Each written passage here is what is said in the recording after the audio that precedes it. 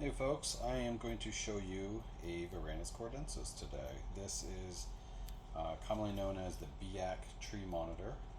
They are medium sized as far as tree monitors go. They're not as big as the blue trees at full maturity, and they're middle of the road. Maybe just, I don't know, maybe like 7 to 8 inches less at full maturity.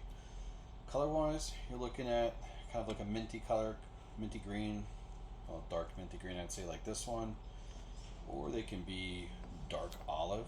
They can also be a little more bright, almost like a yellowish green to them. There's a lot of variation in them.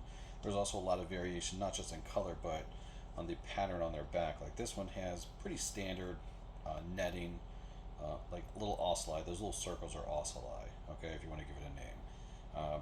Little black bands right there, those are called chevrons. That's more often seen in other animals like yellow trees, green trees, blue trees.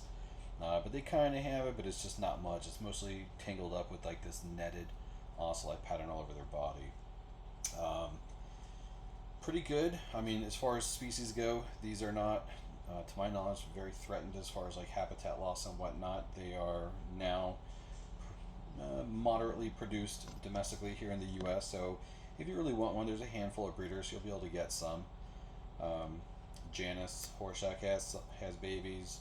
Brian Susan, Brian Whitehead, I believe, is working with them. Parker Steen, myself, um, Brandon Van Asten at Canadian Cold Blood, and I believe maybe Corey Martin has them as well now, or maybe she just has the babies I sent her. They're not adult yet, but either way, there's plenty of options if you want to get some of these guys.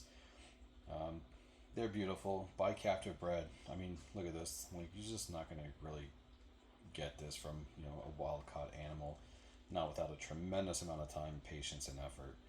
Whereas domestically produced animals, they don't go through the same trauma and stress that wild caughts do, so they tend to be a little more pleasing to work with, more trusting. But if you're looking for a mid-sized tree monitor with a really good disposition, I highly encourage folks to give the Varanus cordensis, the Biak Tree Monitor, a shot. Um, they're absolutely stunning. They have wonderful dispositions naturally. I've had wildcats that are just absolutely spectacular. But what can I say? I mean, these guys are great ambassadors for tree monitors, and if you really want one, I think you're doing a bit of a disservice to yourself if you don't try out the Biak Tree Monitor.